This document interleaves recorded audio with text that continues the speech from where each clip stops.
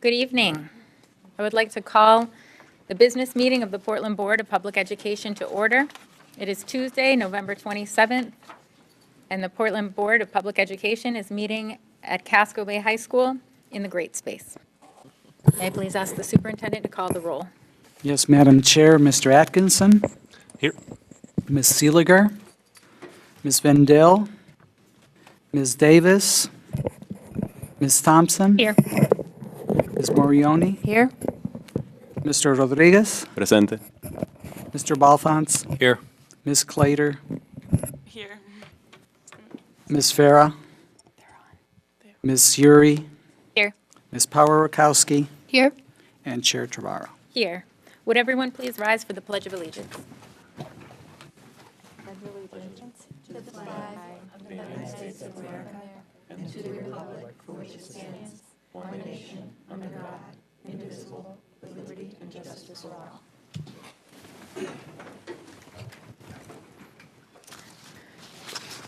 For the report of the chair this evening, I wanted to announce that we have officially concluded the superintendent's annual performance evaluation.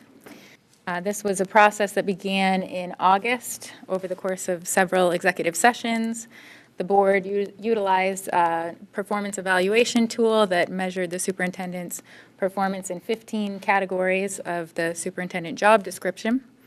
And we summarized that content in a letter that was delivered to the superintendent last month.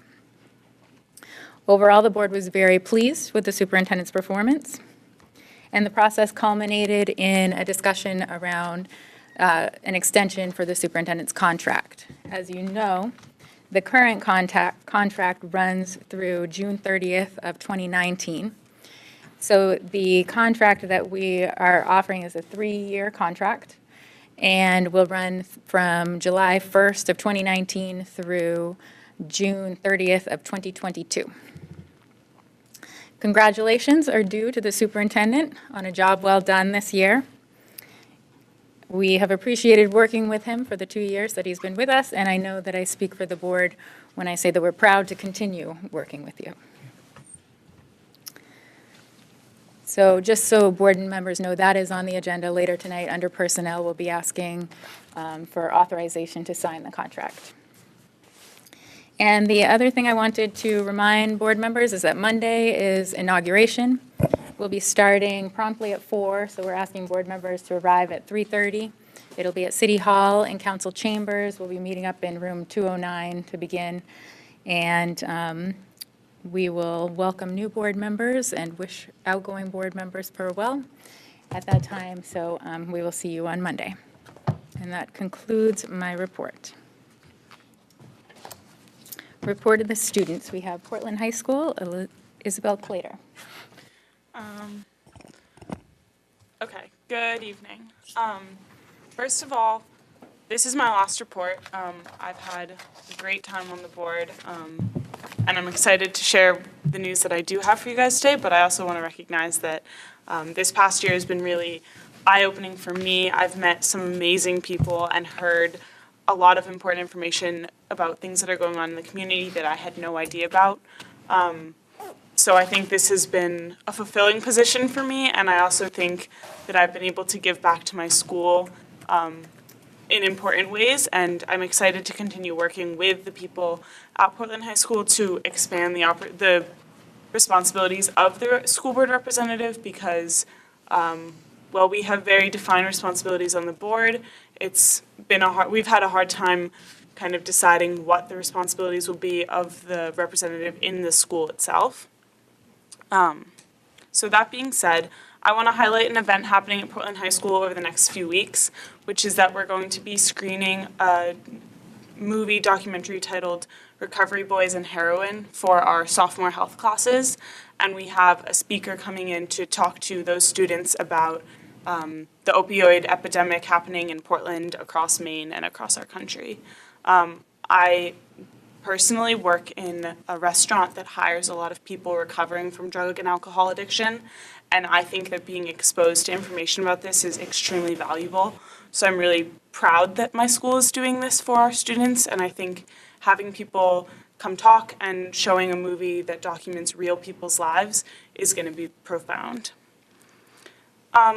Next up, I wanted to bring up something that I've had a lot of students come to me about, which is the recent snowstorms. Cut her mic. With all respect to those people who do make the decision, and I know that it's not one that's made lightly, I think most of the time the decision is definitely the right one. And I know that you guys put in a lot of work, you contact different people, you're getting up extremely early to make the decision that is safest for our students. Being someone in the school, I saw and heard from people who did not feel comfortable the past 2 days that other schools had snow days that we didn't feel quite comfortable with that decision. And they felt it was very important that I shared their views to the people who do make the decisions. People's issues kind of fell into two different sections, which is that for the people who, there are some people that weren't able to come to school or didn't feel comfortable coming to school. I had parents, or I had classmates whose parents didn't allow them to drive to school. My parents being one of them, they said, you're a student driver, it's not safe. You don't know how to navigate these conditions. We don't want you driving. I'm lucky enough that my parents were able to give me and my sister a ride, but I had classmates who, like I had one classmate whose parents left 2 hours before she did, and she's not anywhere near a metro stop. So their family decided that the best decision for her would be not to go to school, which is awful because she's missing class time, and that's not something we ever want. And then we also have students who, students who have divorced parents or students whose students of teachers at Portland High School come from other cities. So I had classmates in Saco and Cape Elizabeth and Sopo and Scarborough who the school districts in their cities were closed and their roads were not plowed, but they were still expected to come into Portland, and I had classmates who decided that that wasn't safe enough. Or they decided they were going to come into school, and it ended up taking double or triple the amount of time because they were having to drive much slower on icy roads. So there was that issue, and then there was also that for the students who did come into school, many of them did feel unsafe driving. The roads around our school weren't even plowed, so we don't have parking at Portland High School, or we don't have a parking lot. We have parking, but it's on city roads and side streets, and it requires us to walk up a hill that was not cleared well at all. So we had students walking in the icy road up a hill at 7:30 in the morning, which did not feel safe. Furthermore, in school, because so many students and teachers do come from far away, there were classes that were virtually empty. I was in a classroom with 3 students when there are normally 16. I had a classmate report having 7 students in a class of about 23. Multiple teachers of mine weren't able to come in, which left us with like hasty subplans and unfulfilling class time. So based on all of this, I know that going forward, we're sure to encounter more treacherous weather, and I respect you guys' decision, but I think it's important to keep in mind some of the factors that we experience as students in the classroom and students who are commuting. So thank you for your decision, and I hope that you keep some of those things in mind in the future. Moving on, in my previous report, I talked about how students and teachers at Portland felt like our homeroom system wasn't working. Students were not being held accountable for where they were in the building, which is an obvious safety hazard, and teachers weren't able to find students if they needed to talk to them or work with them on a project.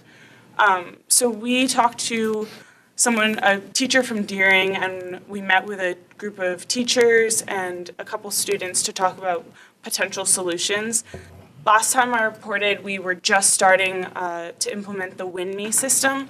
Now we've completely transitioned over. I think it's made a big difference. In the classrooms that I'm in, all of the students there have a purpose for being in that room. They either want to meet with that teacher or meet with a certain group of students in that room.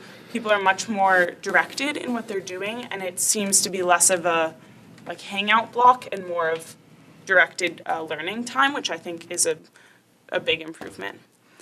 And then finally, last Monday, we held elections for our freshman student government, which was really, really exciting to see. We had some of the most eloquent speakers, some of the most engaged and interested students come up and speak. We had way more students than I've seen in the past running, which was really, really interesting. It's great to see that students are becoming more engaged in student government and in politics in general. And then we also, another change in this year's election was that we implemented ranked choice voting, and we did it electronically.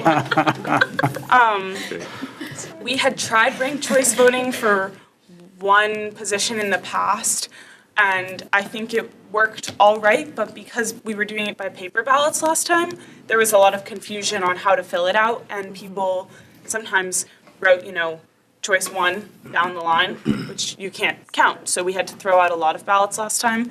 This time when we were counting, we did it electronically. Students had to rank every member running for every position, and they had to give every member a different ranking.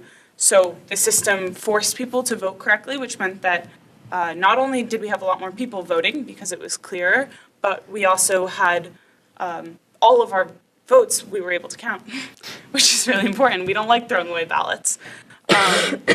So I think we had a pretty high turnout in freshmen who did vote, and I'm really excited for the people who won. I think we have a great group of student counselors and executive board members. So I'm excited to work with them. And we also decided that the responsibility of counting ballots, of going through and doing the ranked choice counting, which is tedious, to say the least, is going to fall to the student council teacher advisor, student council president, and the school board representative. So it was very interesting. I was able to take part this year, and I'm excited to pass that responsibility and everything off to, for lack of a better word, my replacement, John Dole Norris, who I think is going to do a wonderful job. So, thank you. Thank you, Ms. Plater. Report of the superintendent. Thank you, Madam Chair. Good evening, everybody. And I will be talking a little bit about snow days today, and we have a letter that is coming out to the community later this week explaining our process. And that's, and I absolutely appreciate the feedback, as I do all the feedback that we get on these calls, and it is plenty. So I am grateful for that. I would like to begin today, though, by asking Michelle Lawless, President of the Ed Tech Unit of the Portland Education Association, to approach the podium. And I know that you have other members of your executive committee with you, so if they want to come up as well, because what we would like to do today is recognize our educational technicians for their contributions every day to the work of the district. Our ed techs are without a doubt one of the unsung heroes of our educational system. When I was in college preparing to be a teacher, I began my educational career working as an ed tech. We called them teacher's aide at Lincoln School in Blue Island, Illinois. But because of that experience, I became a better and a stronger teacher because I understood the interconnectedness of all of the players in the educational enterprise. I saw firsthand that without the day-to-day work of our educational support staff, the best teacher cannot realize their full potential. Over the years, this understanding and conviction have only strengthened. Whether as a teacher, a principal, or a district-level leader, I have come to appreciate the work that you and your colleagues do. Every day, our ed techs are the glue that keep our schools running. You do the bulk of the non-instructional duties that happen in our schools, whether it's supervising study halls, lunches, and dismissals, or checking out books in the library or copying lesson plans for teachers. These activities are critical to the success of any school. Additionally, you support learning in very profound ways. You are the ones who walk the halls with a student who needs to de-escalate. You work one-on-one or in small groups with students who need an extra boost or who are working at an accelerated pace. And the role that you play in our special education classrooms is absolutely vital to our ability to meet the individualized needs of our special education students. You are critical to developing those relationships that are among the most important things that we do in our schools. Because of your connection to students outside of the classroom, at the bus loop, the lunchroom, recess, and in small groups, you are often able to recognize first when things are not right with a student. I know that I speak on behalf of our teachers, our principals, and our community when I thank you for everything that you do day in and day out to make our schools safe, caring, and challenging places for learning. We are incredibly grateful for your service and glad to recognize you as part of this month's American Education Week celebration of educational support professionals. So thank you so much for everything that you do. Thank you.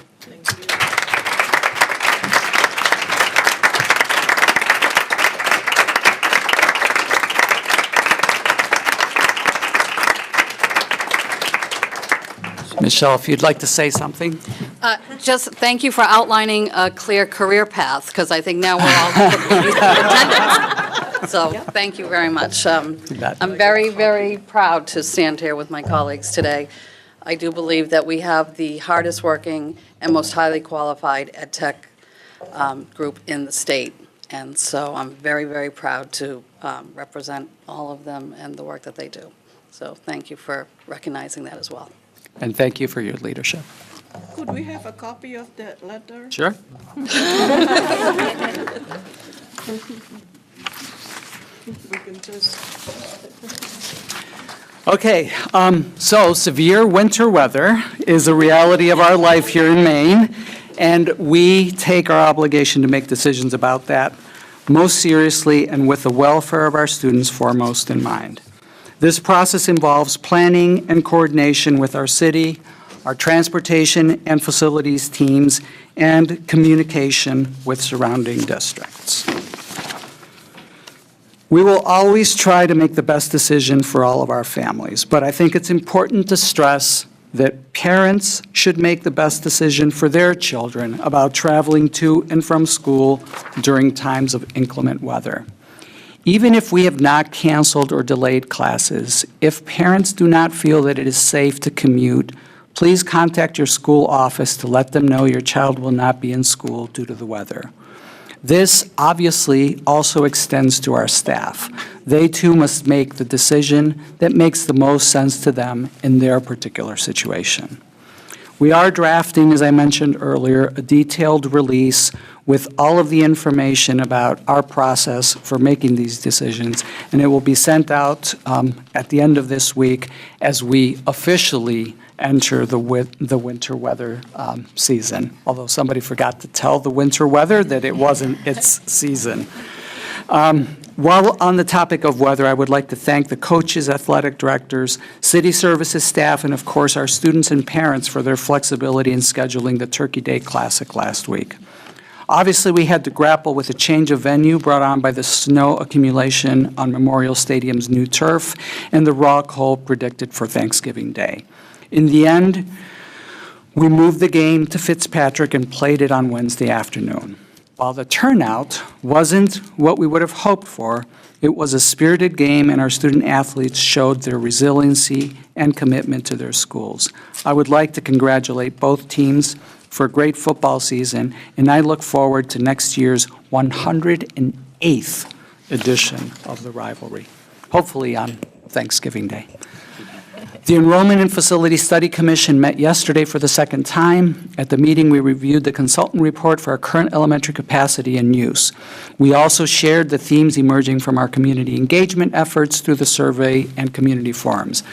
Next, we will be looking at secondary capacity and use, and anybody who's interested can access materials and recordings for these sessions at the top of our website. I would like to thank Grace Valenzuela and her communications team for working to make these materials more easily accessible to the public. Being a board member is hard, largely thankless work. I'm constantly humbled by the dedication that it takes to choose to make incredibly difficult decisions every year for no compensation. I don't have a speaking part in the inauguration celebration next week. I think I do call the roll, but otherwise I don't. So I would like to take this opportunity to thank all of the board members here on their last official board meeting for your commitment and your dedication to our children, our staff, and community. Ms. Seeliger isn't here today, but I want to thank her for her service, and I would like to recognize her contributions, particularly the contributions over the last couple years on the policy committee. During her tenure, and as a result of her leadership, the board has taken on many challenging issues. I would like to highlight in particular the passage of the gender-expansive student policy and the commercial cellular tower policy as examples of the important work that she helped us to accomplish. Ms. Vindil, I will miss our partnership in so many ways. Not only do you bring a strong sense of the board's history, but your passion for equity for our underserved students has been a source of strength and inspiration. Your accomplishments have been many, so I will single out the work that you did to help the board develop a common set of expectations and language as part of our training in the past year. Also, your leadership in one of the most challenging budgets in the board recent memory, and, of course, your work with students to pass our safe haven and Islamophobia resolutions in 2017. I would also like to recognize our student representatives leaving us today. Ms. Clater, you are an amazing young lady, a born leader, and a thoughtful advocate. I've enjoyed watching you grow into your voice, except for today, as a member of the board. Your willingness to question our communication around proficiency work, for example, has helped us to become better, and I know that you remain committed to helping us advance in that area. Congratulations on all of your academic accomplishments, not the least of which is being one of the district's 3 National Merit Scholar semifinalists, and I look forward to watching you continue to grow as a leader and hopefully be back on this panel someday as an elected leader. Finally, last but not least, Ms. Yuri. Ms. Yuri, you too are a natural leader. Your work on the budget, your advocacy for early childhood education, and your willingness to put yourself out there to discuss and make us aware of the challenges that students face on our Metro buses are things that I will always remember about your time on the board. As with everything that you do, you don't just talk about it, you're there to help see it through. I've been amazed at your capacity to be involved in so many things and to excel in all of them. Every time I feel overwhelmed with my schedule and obligations, I take solace in thinking that if Tiana can do it, I should be able to manage it too. So best of luck to you in your future endeavors, and I can't wait to see how you will continue to grow and wow us. And to complete my report today, I would like to ask Sarah Gimeno, one of our outstanding world language teachers, to report on her sabbatical last year. Presenting to the board is a requirement of the sabbatical process each year, and Sarah's experiences were unique and significant, so I know that you will enjoy hearing from her about how these experiences influence her work today and how they help us to be better as a school system. So, Sarah? Thank you. Just to make this so this is all set.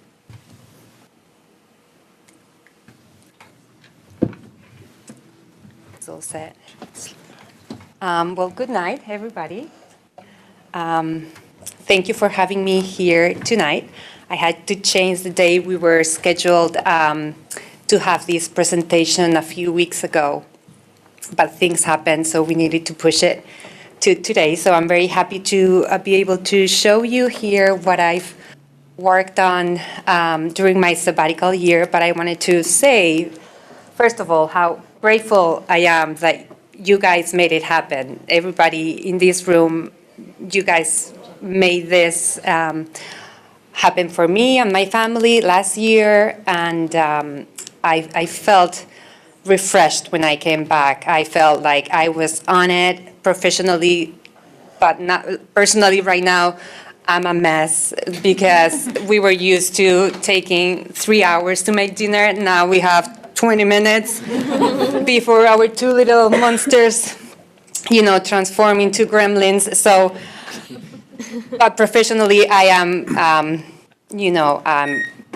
very happy with the work that I did last year because I am ready. I go to my classrooms and I know exactly what I'm doing. I have videos that I can show my kids that are authentic and they show culture, so we can stop and talk about things such as how you practice to put a poker face, like when you learn something that it strikes you as something that is really unusual, and you might think in your head, this is weird. You learn, you need to practice how to not let that face come through, so you do not make the person that is sharing something that you might perceive it as a, very different culture or food or anything that it might be different, just to stop, think, and not react with your first, ooh, that's weird, ooh, that's disgusting. So that was one of the things that I'm really happy that I can start having these conversations with my kids, showing snails that are sold in the market, because that is one of the foods that we sometimes eat in Spain. So I'm going to start the presentation, and I wanted to also give you guys a little bit of a background regarding the day that the board approved my sabbatical year. That was the day that was my birthday. It was the February 28th, and it was a marvelous present. But then I want to also say that because I was a green card holder and I was looking into being overseas, there were many things that I needed to take care of prior to my departure. So I wanted you to know that I am a citizen, an American citizen, U.S. citizen, and just wanted you to know, because I was keeping it a little bit like to myself, because I wasn't sure with our new elected president. I had a lot of emotions about it, so I just wanted to make it public that I voted and I'm officially a U.S. citizen. I'm also approaching, if I hear that somebody is going through the process, I'm approaching them and saying, I went through it, if you need any help or if you need to talk about it, I'm here. So I'm going to show you a little bit the timeline of my year, our year. I took my husband, who's a teacher, and my two young kids. In August 17, we went to Spain, and we stayed there until March 18th, 2018. We traveled then to Chile and Argentina, and we spent there almost 3 months, and then we came back to the United States early June with a long list of to-do, because we didn't have a home, our cars were not working, and long list of things to do. So there were a lot of transitions during this year that I planned ahead, but I didn't know how much it will take from my energy and my family energy. So there were, what you can see, the kids, they needed to go to school, they needed to do birthdays and life. But then there was the housing and the transportation and health care. I was covered because I was on the sabbatical year. Your health coverage is current, and my kids too, but not my husband, because he was not. Anyway, there were a lot of things to take care of, and then the project, I had to start lining up what I wanted to do, how I wanted to do it, the dates, and interview with the families that I was going to do the project with. And these are my two exhausted kids after a lot of these transitions, and they were troopers with all the travels and all the changes that they endured. So I brought my camera because I am an elementary teacher and I always bring gadgets with me. I bring toys, I bring authentic boxes of products from Spain or Spanish-speaking countries. So my camera, right here, I traveled with this everywhere I went. I started with a really small device, a microphone device, and then I ended up getting this one. I talked to some people that recommended this to capture the sound better. But I wanted to show you that I have in my computer, in a little card that is like this big, I have 2,530 files that I just accumulated, right? I went to markets, I went to parties, I went to festivities. Everywhere I went, I took snap bits, and there are like almost 70 gigabytes of documentation. And then editing and making reading units for my students. And that's I have about 50 pages with the formal 6 units. And that's why I say that when I came to school in August, I was like, I'm all set, I'm good. I was like in such a karma place. I was really happy to be back. I was missing teaching. I was asking teachers in Spain and South America, can I come to your class? Can I visit you? I was really missing having those kids that are looking at you and they are just like looking forward to listen and to learn and do. So this is what I'm sharing with whoever is interested in the videos and the lessons. It's a Drive doc, so it has links. I'm going to click on this, hoping that, so this is where it's taking me. It's taking me to the actual document. And currently I'm doing Unit 2 with my students, and they were practicing me llamo, how to say my name is, or I am called, I get called, as of my name is. So I'm going to show you the video.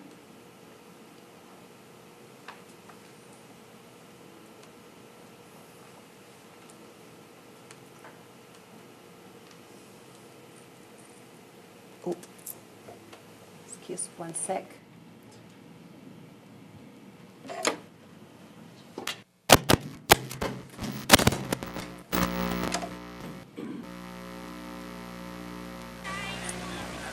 Hola, me llamo Aitana. Me llamo Beñat. Me llamo Elise. Me llamo Eder. Me llamo Anel. Hola, me llamo Pablo. ¿Cómo te llamas? ¿Cómo te llamas? Me llamo Felipe. ¿Cómo te llamas? Me llamo Picasso.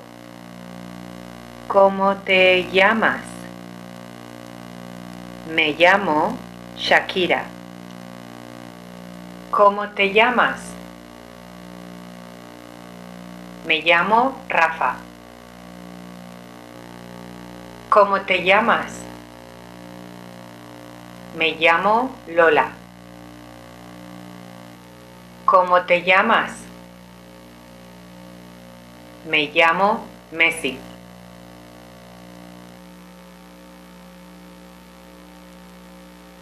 Hola, soy Mauro.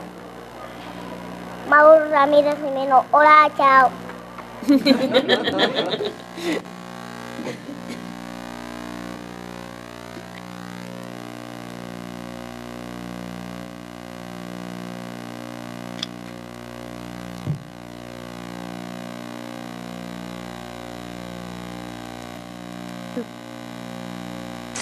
Hola, soy Isa. Soy de... Vivo en...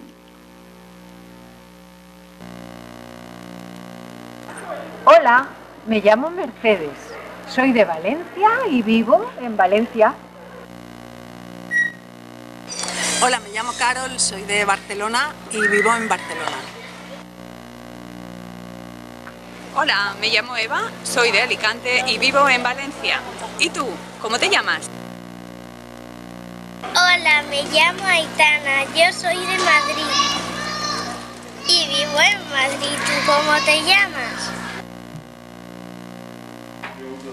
Hola, me llamo Pau, yo soy de Madrid y vivo en Madrid.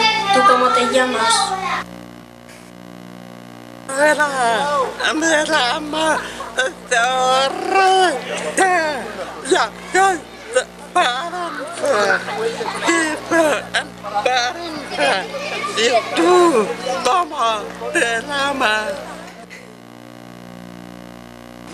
Hola, me llamo Rebeca. Yo soy de Valencia, pero vivo en Madrid. ¿Y tú cómo te llamas?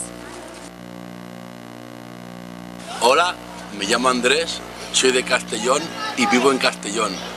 ¿Tú cómo te llamas? Hola, me llamo Esther, soy de Valencia y vivo en Castellón. ¿Tú cómo te llamas? مرحبا اسمي عيسى أنا من الأردن عايش في إسبانيا ¿Y tú? وأنت شو اسمك؟ Hola, em dic Sergi, soc de Barcelona i visc a l'Ametlla del Vallès. Hola, me llamo Ima. Soy de Barcelona y vivo en Barcelona. ¿Tú cómo te llamas?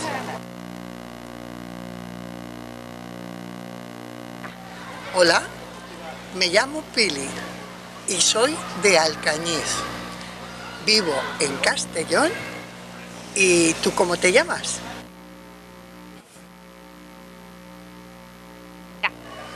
Esta es mi madre. Se llama Pili. Es de Alcañiz. Esta es mi madre. Se llama Rebeca. Es de Valencia.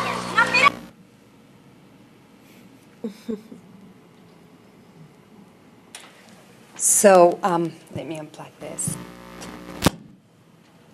These videos, I show these videos right before conferences because I wanted the kids to be able to introduce me to their parents. And we practice a lot about how to introduce parents. And I ended up telling them, if you freeze, if you feel like you forget everything, just point and just tell me your mom or dad or the guardian that you're bringing to the conferences. Just point and tell the name. Don't panic about it. But I also, I like this video because I have a very diverse family and we speak different languages within our pockets. And in Spain, in my classes, I bring up the topic of other languages spoken at home, in your neighborhood, and how that is fine, that is excellent, that is what communities are made of. And I try to empower those kids that speak other languages at home. Even in my classroom, I'm constantly writing down how you say things in Somali or how you say things in Arabic, because I can communicate with my uncle. That was my uncle. These were basically my family members and some other friends. This was my first or second video that I did in Spain, and that's one of the things that I'm passionate about. I want those kids that go to a restaurant with their families, if they speak to their mom or dad in a different language, I want them to feel good about it and feel that they are going to have a great future if they keep working on that language, because that's going to open doors. So let me get back to the presentation.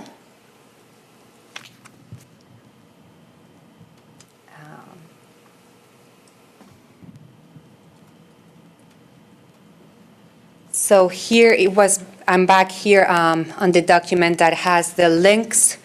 I've shared this with my team, with my Spanish elementary team, and we are meeting again tomorrow, and I'm hoping to revisit and see if anybody has questions about them. Another great thing about the videos and the readings is that I put them on my website, and so if I have to be out, and it's unexpected. Many times we don't get a substitute teacher or a guest teacher signing up for our gig, our classes. I go to two different schools, so I feel like that's less likely to get picked in the pool, in the substitutes pool. So I put my videos and the readings on my website, and if anybody's interested, my websites are hosted in both schools. I teach at Lyseth and Riverton, and so I was able to post this, the video that I just showed you, and then there were readings that go with it, and they are in the form of a PowerPoint. So kids can, after watching the video, they can do the reading, and I have the intermediate, basic, intermediate, and advanced. And that is adding more words and a little more difficulty to the basic, to the first one. So if anybody's interested, they are right there. They are on the website. I love it when I get kids telling me, I went to your website and I did this and I did that, because the more they watch it, and you see, there's a lot of repetition, because that's how kids acquire the language. And the video, some of you might have felt a little bored, but let me tell you, the kids watch it.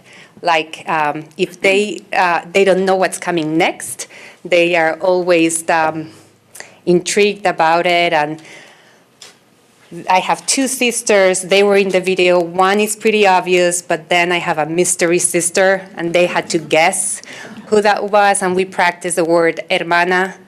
And so they were practicing that in the class after this. And I wanted to switch. I have some samples of students, and I went through to see if I could show, but I wanted to show some videos without getting recorded, the images, although I checked and the kids are, they got signed the permissions for showing their kids online, but I saw some that were not signed, neither yes or no, so I want to acknowledge that, and if it's okay or not, please let me know, but I would like to show it for the people that are here right now. Are we good? Or no? Okay. So unless we know that we have consent. There were some kids that didn't have the consent. Okay. So if anybody wants to, I would be happy to show, or come visit one of my classes. So I'm going to go really quick. Oh, hold on.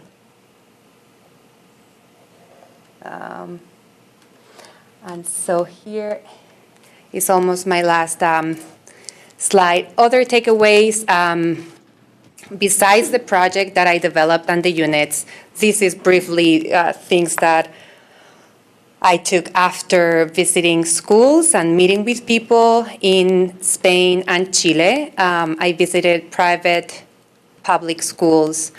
All of them were elementary or elementary through high school. And so I wanted to just mention a few things that I learned. In a couple of schools, they had a program offered to kids that were learning the language after school, and it was taught by teachers, by certified public school teachers. And I thought that was interesting. It's kind of like the Learning Works that we have here. In another school, there was a teacher teaching Rumano, because it's the language, there's a lot of people coming from Romania to Spain, and there's a lot of language that is getting lost because it's not being practiced. So the embassy has paid for these teachers in these pockets of Spain to encourage families and help the kids to be literate. Other things that I learned was some primary teachers were supporting language to other kids that were newcomers during their prep time. I thought it was a little inconsistent because the kid was meeting with too many teachers at the same time, but it's something that I learned and I was inquiring about language learning. And there was a very remote school in Chile that kids left in the school, not because it was a boarding school, but it was because the distances, there were no roads. And so teachers were there living with the kids, and the connections that I saw and the relationships that I saw, they were marvelous. We came and visit for a whole day, and it was wonderful. It was something else. You could not get to this remote place by car. You could only get there by a boat. And then the families moved along with horses. So the kids could not, if they went back home, they could maybe not return to school the next day because the horse might have been sick, or a lot of things could have happened. So that was very interesting. And then the last piece that I note there, it was about how at an international school in Chile, the grade changed during a really short break. And that reduced the stress on the kids, and then the loss of learned content, because we know that in the summer, kids lose a lot. And so it was very interesting to hear that in a school that they were doing this because of the hemispheres and the international community, the international school community. And so they changed the grades. I think it was during the summer, and the summer it was, I think, only 2 or 3 weeks. So there was a very small gap on that, on the learning habits, the loss of learning habits and content. So that was, I think that's it. Oh, and then this is something that I'm working on regarding the language that we have in Portland. I'm trying to get people that read or can tell us a story in a different language, and see if I can record them and also show in the schools. So I'll be starting to talk to some people around this, and I have already started talking to people at Central Office, to Grace and Multilingual Department. So it's another project that I would like to do. So are there any questions? I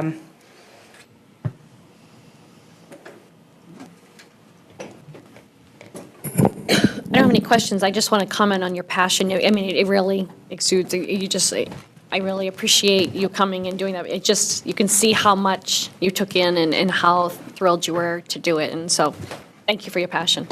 Thank you. Mr. Rodriguez. Thank you. So thank you so much for the presentation. I'm so happy that you gained so much from your trip and the experience. I have one quick question. Yes. I'm wondering, as an educator, you saw your children go through a different school system as you traveled. How did they respond to the changes as kids? How did they? Obviously, you were looking at the experience through a very positive lens. I'm just wondering how they saw the changes. That is a great question, because the little town where we were located for the time we were in Spain, it's a town that speaks, in the schools, they speak another language. They speak Valenciano, which is similar to Catalan, if you're familiarized with the languages spoken in Spain. And they, at the beginning, they were very confused. So I was looking through their lens how my kids, my students that are coming, they don't understand. And, and they might look like, what do you want me to do? Okay, you have a paper, what is it? So they were confused. But overall, I think they gained so much because of their flexibility, the connections they made. They heard words that they needed to quickly try to figure it out if they could understand them. So it was a very positive experience, although the first month, it was really tough. Perfect. Thank you so much. That's great that your children experience being non-native or non-language Right. or language learners. They would be English Yeah. language learners in Spain. So last thing that I just wanted to comment, I really appreciate what you mentioned, that you talk to your students who speak other languages at home, encouraging them to be comfortable and confident and proud of it, especially when they're in public. That's something that's really, really important, and it's difficult to capture that if you've not experienced it, if you've not felt that insecurity about speaking a different language when you're in public. Right. And it's important that us adults who have experienced it, that we let the young kids know that, yeah, not only should you be confident, you should be proud, you should speak louder when you speak in your native tongue, especially when you're around your parents. So thank you so much for expressing that to your students. It's immensely valuable. Thank you. Thank you. Thank you. Okay. Thanks. Thank you. Thank you, Sarah.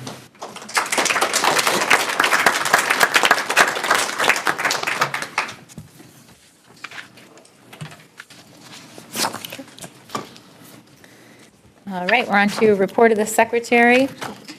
Consideration and action to approve the meeting minutes of November 13th, 2018. Is there a motion? Mr. Atkinson, seconded by Mr. Balfonts. Are there any questions on the meeting minutes? Seeing none, is there any public comment on the meeting minutes? Seeing none, I'll call for any discussion on the meeting minutes. Seeing none, I'll call for a vote. All those in favor of approving the meeting minutes of November 2013, 2018, please indicate. It's unanimous with the students voting in the affirmative. Report of committees, curriculum and educational planning. Ms. Morioni? Thank you, Madam Chair. I don't have anything to report, and now that we'll be turning over our committees, I just have to say that this has been an extremely productive year with Ms. Nally as our fearless leader on our curriculum committee. We did a lot of work around the proficiency-based learning, and that was every meeting that we had this past year. We got an update. We were well aware of what was happening with the transition in our schools. The other thing that we started working on too was looking further into consent and specifically around sex education in our high schools, and that's going to be continued to be worked on at a staff and teacher level within our high schools, which is great to know. In addition, I apologize, I'm not more prepared, but I don't have a full recap of the year. But I just want to say thank you for the opportunity to serve as chair of curriculum, and I was very happy to work with Tim Atkinson and Mark Balfonts on our committee, and I look forward to what's going to be happening in our next curriculum committee, because I believe I may be on that again. So, but thank you for that opportunity. Thank you, and thank you for serving. Operations, Mr. Rodriguez. Thank you, Chair. Operations Committee last met on October 31st in Central Office. The committee approved the committee approved for board consideration the school's FY 2020 CIP request to the city. As you know, this is an item on tonight's agenda, and the list of investments that are totaling $4.6 million are part of tonight's package. It includes the next steps for several projects following engineering studies performed last year, or investments in engineering studies from last year, continued investment in the 10-year transportation plan, projects that were high priorities from the 2017 facilities assessment that addressed obsolete and short-term needs in the district. Also investments in energy savings, including new windows and HVAC system, as well as enhancements in our learning environments. Lastly, there was an investment in school security, rolling out the first phase of security control doors or door controls in Portland High School, Deering High School, and in Path. And the superintendent is probably going to speak more about the process that the committee took to develop the list when we get to the item on tonight's agenda. Other than that, the committee also reviewed a communication from the city that the board saw on our last business meeting, the antenna that was placed over at Peaks Island, or rather the transmission antenna that was placed over there. So we also reviewed that at the committee level, which then resulted in it coming to us on our last business meeting. And that's all. Thank you. Thank you. Finance and Personnel, Ms. Bendel. Thank you, Madam Chair. I wanted to let the board and members of the public know that the Finance and Personnel Committee will be meeting one last time before the committee transitions over, and we will be meeting with the City Council. It's going to be a joint meeting with the City Finance Committee on Thursday, this Thursday at City Hall, room 209 at 5:30 p.m. For those who are interested in serving on the Finance Committee next year, this would be a good meeting to attend because it will be an opportunity to lay the foundation for where we've been this year, and then working with the council to get on the same page about the school budget for 2020. And the meeting will wrap up with January timeline for setting dates mutually between the city and the school departments, and so it'll be a good planning meeting for those who are interested to attend. Thank you. Policy, Legislative Public Affairs, Ms. Seeliger is not here. Is there any report on There that? haven't been any meetings of the Policy Legislative Committee recently. Okay. Other committee and/or member concerns, I believe we have Ms. Thompson. I just wanted to report out on the Lyseth Building Level Committee. We met for the first time with Harriman Associates, our architects, on November 8th, and we did introductions amongst the members. We talked a little bit about what the Building Level Committee is and how it's tied to the larger district committee. We brought the committee up to date as to where the district committee is and reviewed the community forum results that was held at Lyseth on October 30th about items that the community there value about Lyseth as it is today, and a lot of discussion around that. The next meeting will be on December 6th at 6 p.m. at Lyseth. Thank you. Thank you. And Mr. Rodriguez, MA Delegate Assembly. Yes, thank you. So I was, this year, as you guys recall, I was the delegate for the annual fall conference for MSMA. It was a great experience. I was really happy to have been the delegate and representing the district. I'm looking forward to going again next year in any capacity, be it a delegate or just as an attendee. I wanted to thank Superintendent Ginny Crocker. She spent most of the morning and the afternoon with me. And I've joked around saying that it felt like I was hanging out with the coolest kid in school. Like everybody knows Miss Crocker, and so we're walking through the halls, and it was actually, it was really special. And even after the fact, I found myself at the end of the day like name dropping her. Yeah, I'm here with Miss Crocker. It's because I'm old. and well liked. So it was again, thank you so much. I really appreciate your guidance through that day.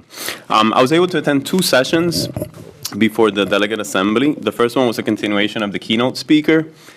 He was talking a lot about engaging community members who might not be familiar with what goes on in our schools, particularly those community members who reach out to us voicing concerns about property taxes and the cost of living, and other issues that are more city-related or general city-related, not specifically school issues, but yet we still, as representatives of constituents, we still want to address them.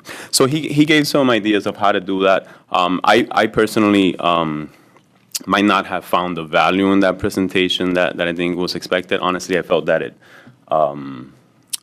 it missed a little bit of the challenges that I've encountered as a representative.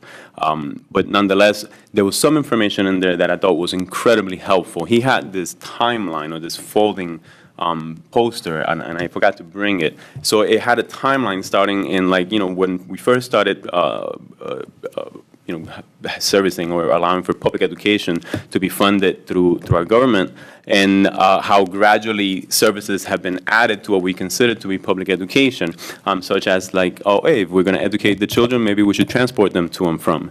And then, so that's an expense that got added that initially was not considered to be public education. Hey, while they're in the school, maybe we should feed them. So another service, and so on and so on. And then, as we know, the varied of services that we end up providing that are considered now public school has just grown.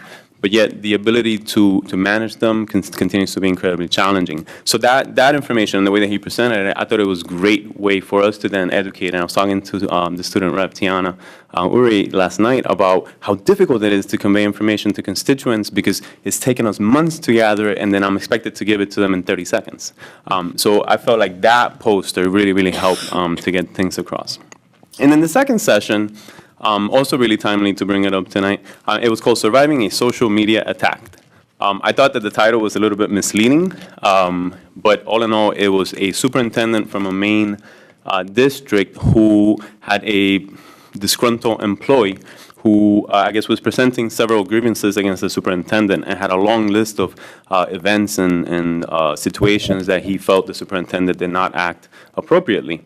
And so he presented the grievances, and then they were kind of viewed, and really none of them really were justifiable. So the superintendent and staff and even the board felt like it was just a done deal. But then this person went on social media. He created a private Facebook page, and then quickly gained a lot of following from community members, unbeknownst to like the school board and the superintendent. So then all this negative kind of community emails started going towards the superintendent. Oh, I hear that you're doing this and you're doing that.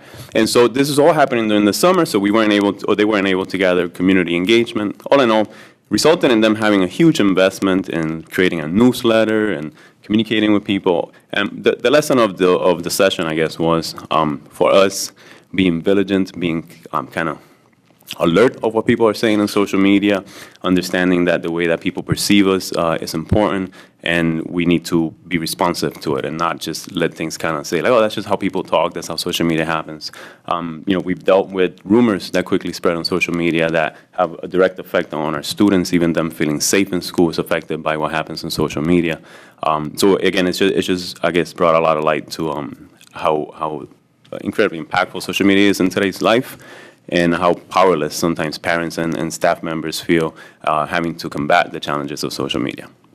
Anyways, and then we got to the actual assembly, right? This was great. So this was my first opportunity as a board member to be around, representatives from rural parts of Maine.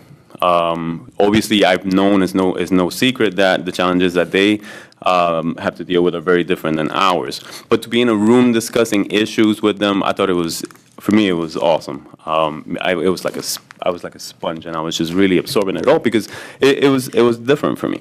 So when we got to the assembly and we discussed the resolutions, I wanted to kind of discuss through them real quickly or talk to them about some of the points that were brought up. On the first one, the moving CDS services to public schools. If you recall, when we had that discussion here, we supported that because we felt that we would be or the public schools would be in a good position to, I guess, manage the transition of these services from the state over to our own staff, and we felt like that would make it be appropriate. But there was a lot of concerns, of course, about the funding for CDS services remaining a separate line item from the EPS formula. So there was an amendment on the floor that was thrown, which changed the resolution to reflect that. And you can tell in the pages that we printed out for you, it's highlighted. And we had a discussion when we were going through our resolutions whether having amendments on the floor was possible. So clearly it is. So I just want to be alert. So next year when we're getting ready to send our delegate, that should we find ways to amend the resolutions, that is an option. And it's just up to that delegate when they're on the floor to find somebody that they can find, that can get a second at the time that they bring it up. So again, it was possible, and I felt like it added some value to the resolutions. I will let you kind of just read through them so I don't take too much more time. The only thing that was significant was on the the proficiency-based diploma, no support across the room. It failed by a large margin, and the discussion around that was pretty intense. Some of the same concerns that we've voiced in here about the challenges that districts have in implementing the systems, or rather the grading scales and the criteria. So it was no secret. We, of course, voted in favor of that, and we felt that we were confident in the progress that we've made.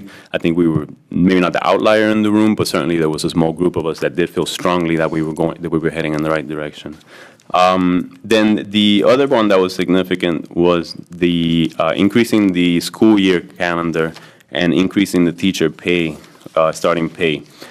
That one, the discussion in the room led to that one to be separated. If you recall, it was all in one resolution to increase the calendar and the starting teacher pay. And on the floor, it was amended to separate it because the discussion around it being a huge financial burden on the districts to do both those things at once. So then they separated it and they looked at the school calendar separately, and then it failed. And then they looked at the starting teacher pay, and then it failed.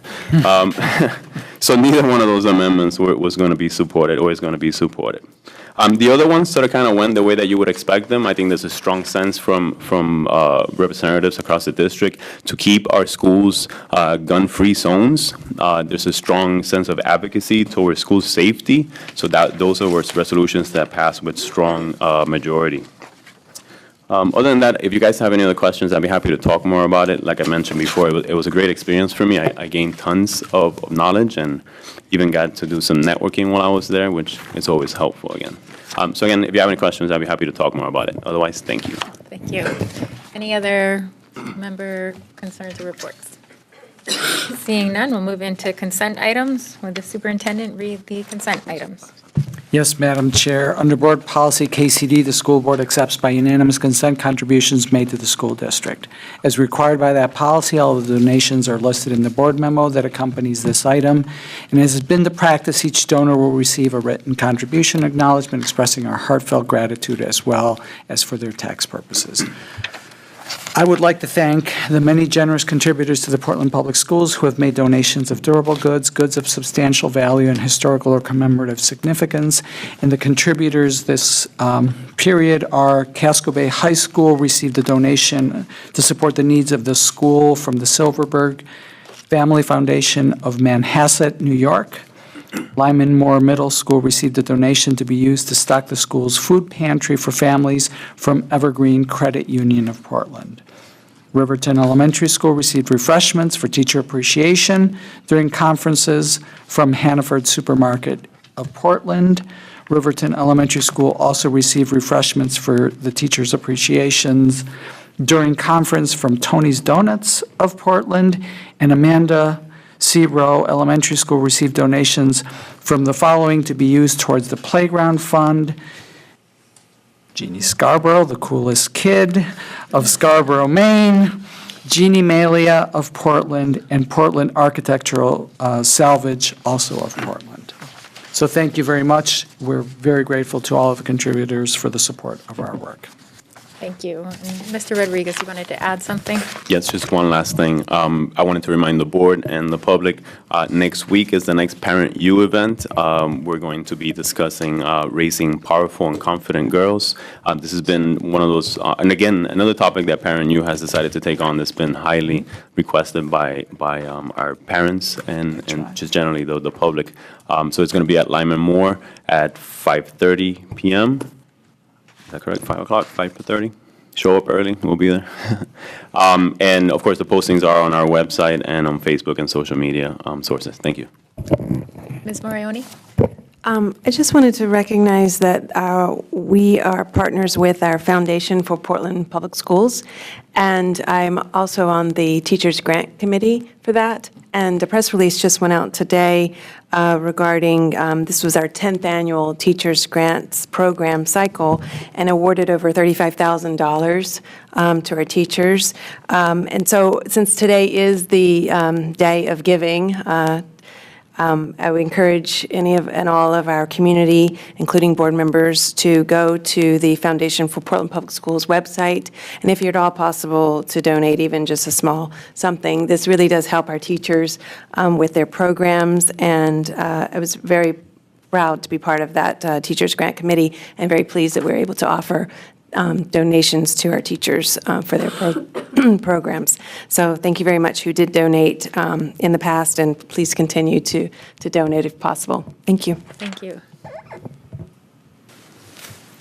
All right, we have no board focus on educational issues. In old business, we have consideration and action to approve an early notice for retirement bonus. Is there a motion? Mr. Rodriguez, seconded by Ms. Davis. And would the superintendent like to speak to this motion? Madam Chair, I'm going to ask Executive Director of Human Resources Barbara Stoddard and Executive Director of Budget and Finance Alicia Gardner to present this item. Hi, good evening.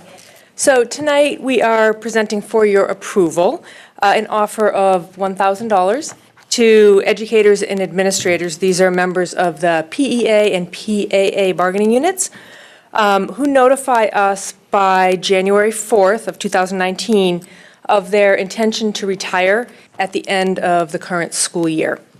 So, as you saw in the memo, this bonus is really not a retirement incentive. Instead, the bonus is meant to encourage people who are already planning to retire to really think about doing that planning now instead of waiting until later in the school year. So generally, we don't receive notification from people about their intention to retire until after February vacation and sometimes even after April vacation. Last year, we only had one individual who told us this of their intention to retire this early in the school year. And of course, having this kind of early notice is really helpful in terms of flexibility for budget planning, as well as for staffing and hiring. So we do expect another challenging budget season, and knowing about these vacancies ahead of time would be really, really helpful. And of course, given the tight labor market, being able to do recruiting and interviewing earlier in the season would also be extremely helpful. So we plan to create a notification form that, when submitted, will be binding to the employee, so this will be irrevocable. And besides that, I'm going to let Alicia just talk very briefly about the financial pieces of the bonus itself. Thank you very much.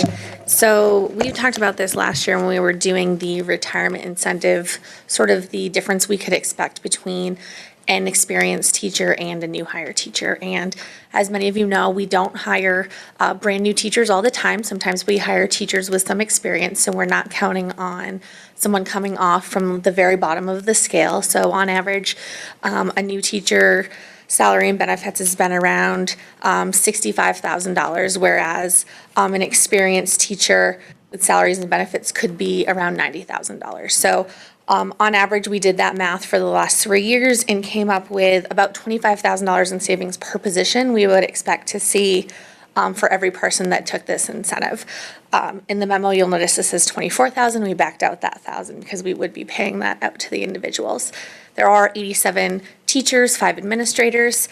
On the administrator side, it is not, there's not a significant amount of savings. The scale is not as wide as it is on the teacher end, but that we feel that that's possibly just an incentive to, depending on what happens with our budget, might give us a little bit of leeway if we were to offer that to administrators as well. So if all 87 people were to retire, that would be in excess of $2 million. Obviously, we don't anticipate that will happen, but that is sort of the maximum number that we would see if that were to happen. Any questions?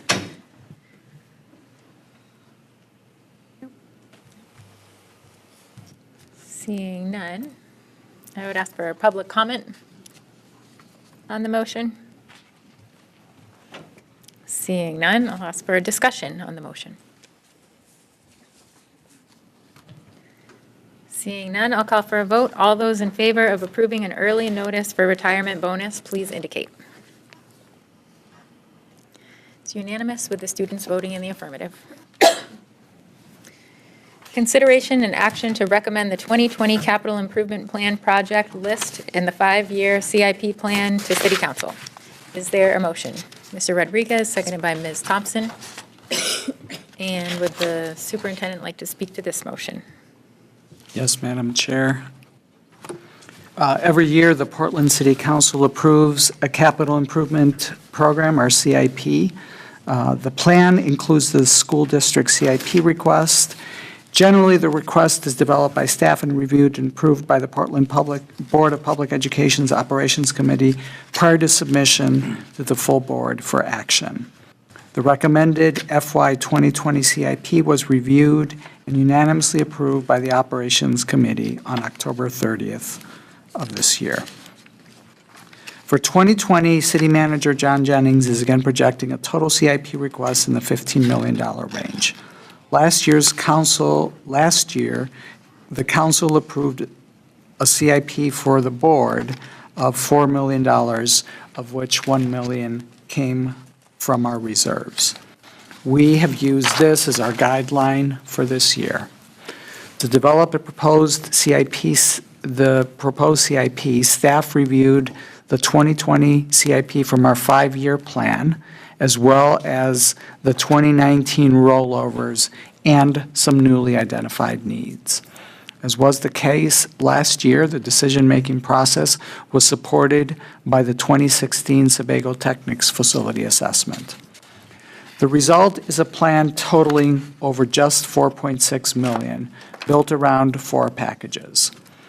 The first package, which includes the replacement of 1 van and 2 ADA buses, network and technology upgrades here for the Paths Casco Bay building, the kitchen remodeling at Deering High School, and paving of multiple campuses across the district totals just over $1 million. Those are packages that package includes items that were carryovers from last year that had engineering studies. So, for example, we had the full detailed engineering study on the network upgrades and the kitchen remodel for Deering High School. And so this is basically the execution on those engineering studies, as well as our 10-year transportation plan, our replacement. So this is our scheduled replacement items. And we have, as you know, been trying to repave our parking lots consistently, and so this would give us another infusion of cash to be able to do that work this year. So that's the first package. The second package are high priorities from the facilities assessment. So this again references back to the Sebago Technics report that you're familiar with. And these are primarily obsolete items and short-term needs, things that are high priorities that need to be done based on the facilities assessment. That package includes replacing the retaining wall and iron railings outside of Portland High School, replacing windows here, the site drainage improvements that need to happen at Deering High School, as well as interior renovations at Peaks Island School. That package totals about $1.1 million. The third package, which is our biggest one, are items that, again, were high priority or identified as upcoming needs in the Sebago Technics report, and they focus on building envelope and systems. So things such as windows and the air conditioning and heating systems in our schools. And they're intended to not only bring us up to current needs in those schools, but also we believe that most of those have significant energy savings and enhance our learning environments.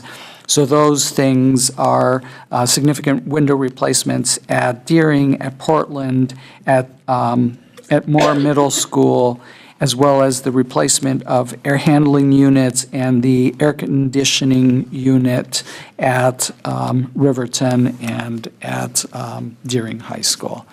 And finally, and that was a package for $2.4 million. And finally, our last package is a small beginning in our security enhancements, and this is to improve our door access controls at Deering, at Portland, and and right here. So we're focusing on our high schools and making sure that our doors are controllable from within the building. And so that's a package of about $100,000. So between the two meetings of the Operations Committee where they discussed the CIP, there were some of these costs were updated using new estimate, and so created new estimates for the cost using estimating software, and those reflect the current market value. So basically, because some of these items get pushed from year to year, this was a step that we took to make sure that we had more actualized projections for those projects. At the Operations Committee's direction, staff are working with the city's historic preservation officer on the restoration of the wrought iron fence along Cumberland Avenue in front of Portland High School. As you know, that's a historic site, and so we need to go through some due diligence working with the city on making sure that we do that by and preserve the historic value of Portland High School. You had a first reading of this request on November 13th, and today we are asking you to act on the recommendation. Assuming that you do, we will then advance the recommendation to the city manager for consideration along with all of the other capital requests from the city, and we will work closely with city staff to justify our requests. We expect that the city's finance committee will review the city's request in January and February, and the city council action is anticipated in March of 2019. I would like to thank Facilities Director Stephen Stilfen and his staff, Doug Sherwood, who's here with him, and they're also here to help answer any questions that you might have about our CIP request. Ms. Thompson?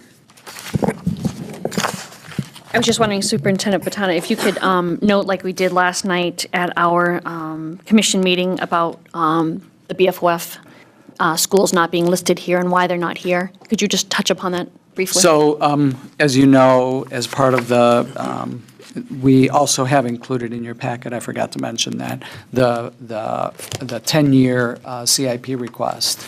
And so that is something by policy we update on an annual basis. And so you have in your packet the 2019, so the projects that are currently underway or will be funded with this year's, so last year's approved, this year's in place CIP request, as well as what we're proposing for 2020 and then out into, you know, the 2029 year.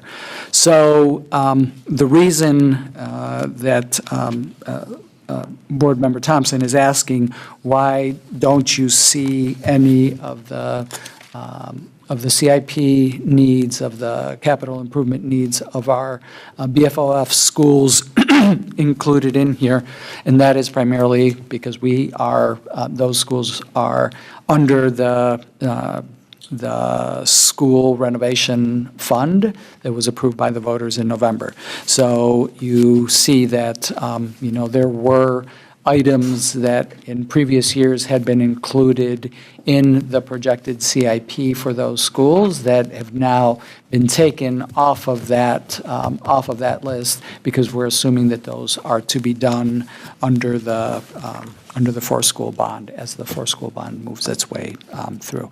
So all in all, if you recall, there were $320 million of projected facilities needs that resulted from the Sebago Technics study, and about I don't remember, and I'm sure that Doug does, so if I am way off, just please clarify, but I think about 40 million of that is included in the improvements that are projected to be done under the Forest School bond, so. Ms. Thompson. And lastly, you skimmed over it, but can you just, again, revisit the iron railings at Portland High School? I know I was the geek that had brought that up at our operations meeting, that there was a lot of historical around that and that we couldn't just fix it.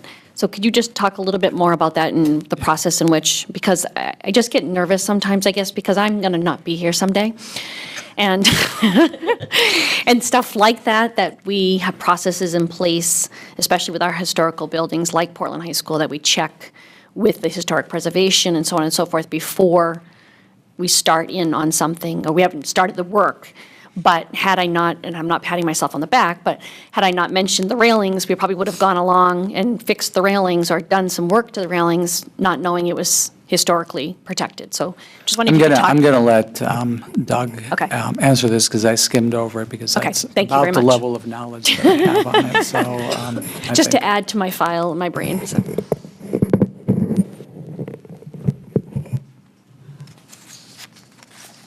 Good evening, everyone. Certainly appreciate the work of our board and to be a watchdog in many of the different things that we do. But we are and always will, engage our city partners on many different issues. In this particular case, I've had preliminary meetings with Deb Andrews, Historic Preservation Officer, and her assistant. And not only are we looking at it from the standpoint of Portland High and its registry, but also the character of many of our buildings. So as you look along Stevens Avenue, many may not know, but if you look very closely at Lincoln Middle School, the old Deering High School still has the lettering emblazoned above the second floor windows, if you see it in the background. But it is very important that we do recognize the character of our buildings, and we'll always continue to engage where we see the need and the opportunity to value in their judgment and their expertise. And I've also had a brief meeting with Deb, but also went down to the Maine Historic Society to also look at some of the older character of our original buildings way back. And back into the 1860s, 1870s, some of that which are still buildings that are part of the Portland Public Schools infrastructure, but others that have performed and have a new mission within the city of Portland. Thank you. Ms. Morioni. Actually, maybe Doug, you can help with this question too, or the superintendent. It's regarding the document that we have, and it says the Operations Committee recommended, and that this is the CIP recommendation, but it has, under the replace retaining wall and iron railings, it says the cost is $325,500, and then under comment, it says was $700,000. So can you just talk a little bit about, that's a big difference of price. Why was there a change there?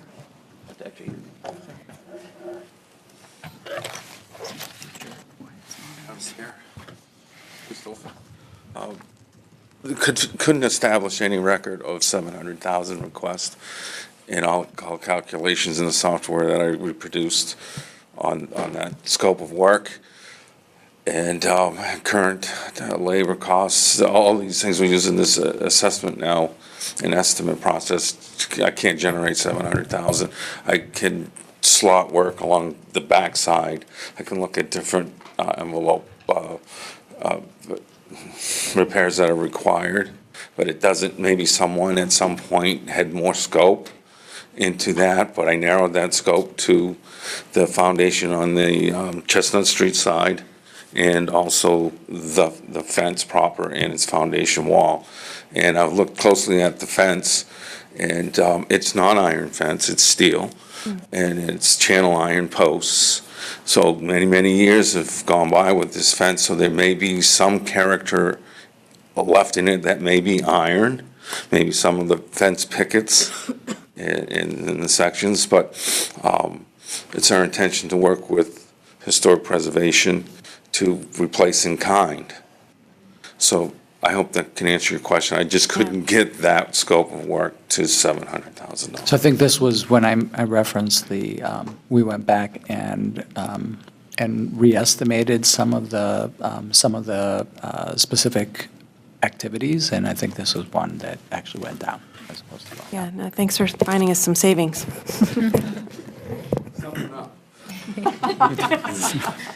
Any other questions? Mr. Rodriguez? Yes, thank you. I was going to ask the superintendent to clarify in the BFOF schools of why we don't see them included in the CIP. So isn't it that if there was a project or a need in that school that did not fall under the criteria that that bond was intended to be used for, those schools would be included in the CIP project? I'm having a hard time right now identifying a specific project that would be, that would fall under. But I don't want people to think that we have completely, or will start, quote unquote, neglecting these 4 schools. Because there are still some items that would, to my understanding, fall under the CIP request criteria, but not under the BFOF. Right, and so let me just, and I'm going to call you guys up here because you know the scope of what's envisioned under the Buildings for Our Future plans. But if you look at the 10-year capital plan, and you look at 2021, there are several items in there that are Lyseth and Reiki specifically that I can sort of recognize right off the bat, that are sort of installing fire sprinklers and replacing the fire alarm system at those 2 schools.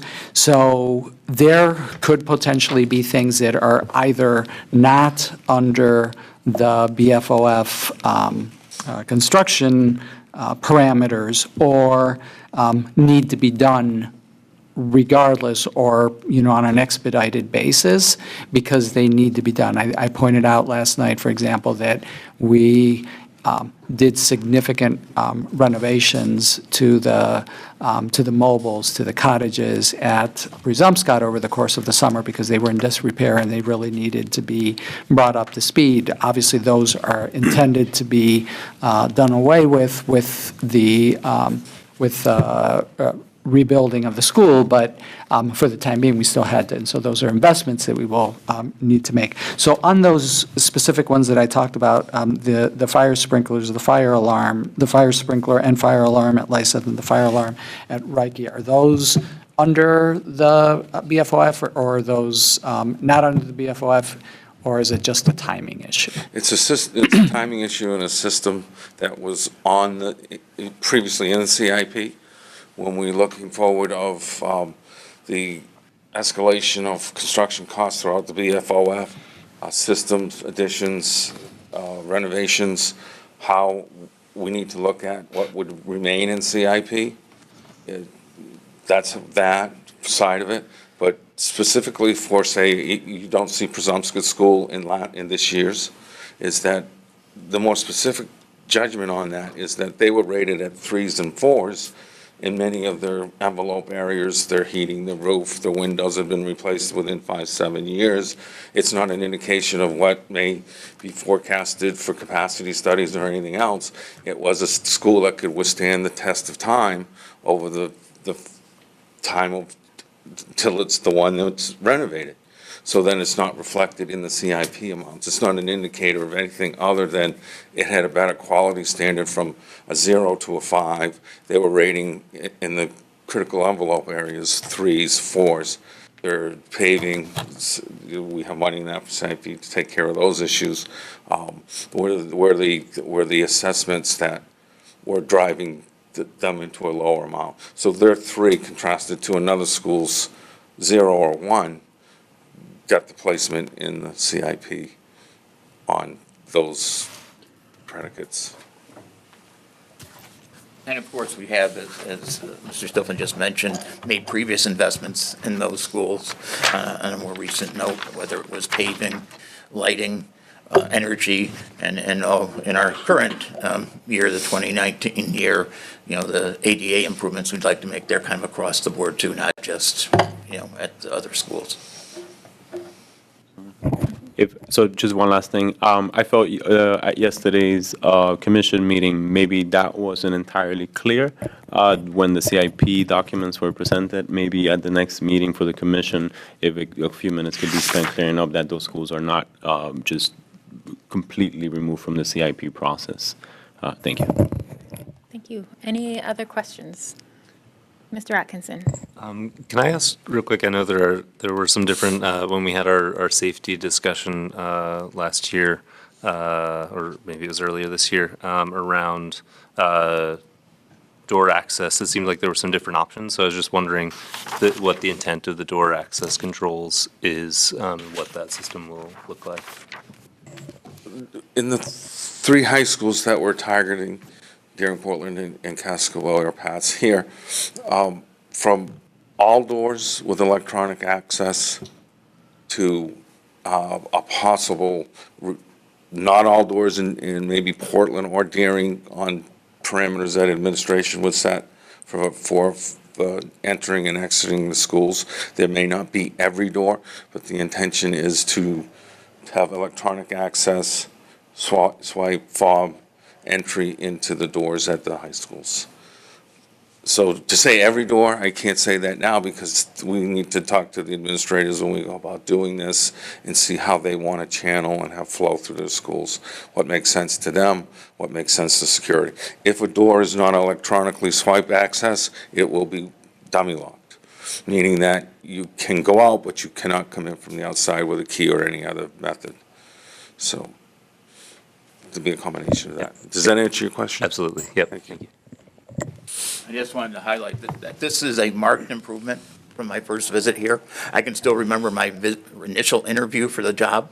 This location, one of our schools had 22 keyed entries. 22 keyed entries. Not sure you need to get in and out of that many doors.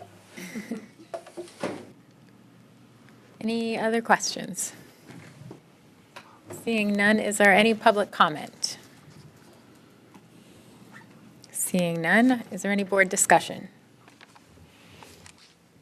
Seeing none, I'll call for a vote. All those in favor of recommending the 2020 Capital Improvement Plan project list and the 5-year CIP plan to the City Council, please indicate. It's unanimous with the students voting in the affirmative. Thank you. And we're on to new business. We have consideration and action to charge the Appointments Committee with appointing a replacement for Emily Figdor as a community representative on the District Advisory Building Committee. Is there a motion? Ms. Morioni, seconded by Mr. Atkinson. And would the superintendent like to speak to this? I will, yes, please.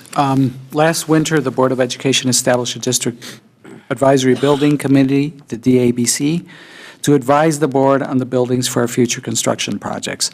The DABC is co-chaired by a board member and a city councilor. Additionally, there are 2 more elected officials from each body and 7 community members. As you know, Ms. Emily Figdor was recently elected to the Board of Education, but until now, she has served as a community representative on the DABC. Board member Roberto Rodriguez is stepping down as one of the board appointees on the DABC in order to take on the board leadership role next year. Therefore, as a first reading today, the board chair is nominating Ms. Figdor to that vacancy in board appointments to the DABC to allow her to continue her work on that committee.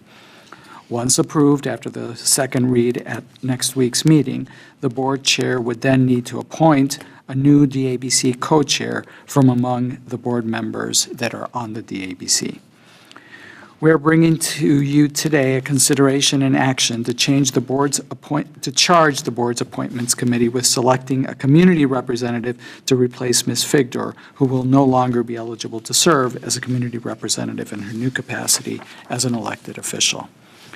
For the community representative to be in place prior to the December 13th scheduled DABC meeting, the Appointments Committee would need to select a new community representative prior to next week's December 4th meeting, and the board would need to approve that appointment in a single reading at next week's meeting.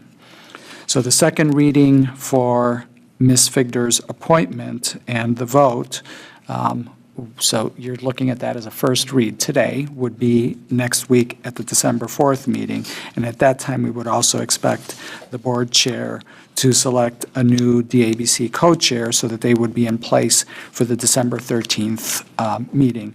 And if the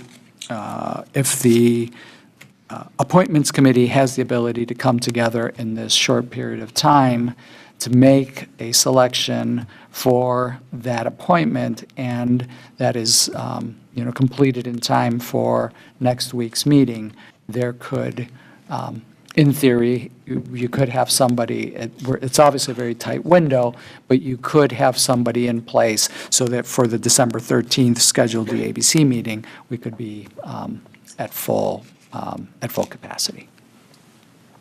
Ms. Thompson? Great idea. So I have a question.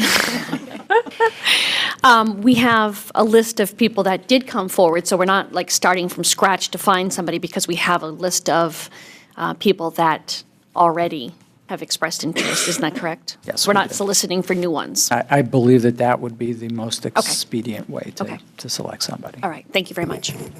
Ms. Morioni? And that also means that we need to stay with the appointments committee that we have in place right now to get it done in time. As long as you do it in time, yes. Before the inauguration. If you're not able Yeah. to do that, it would just blow over to the next Okay, committee. thank you. Ms. Davis? I guess the only thing that I'm slightly concerned about is by continuing to go back to that list, it may or may not, folks who volunteered a year ago may or may not still be interested, and there may be people who a year ago, for whatever reason, were not able to serve, who might be very interested in serving at this point. I don't know, it feels like a not very open process, but I guess I needed to raise that. We just It's sort of like going recently- back into a job search pool long after the job has been filled. And Steve, before you leave, if you can just hang out 1 second with us. So I know that recently we went back to that list to look for people for the building level advisory committee for LICEF.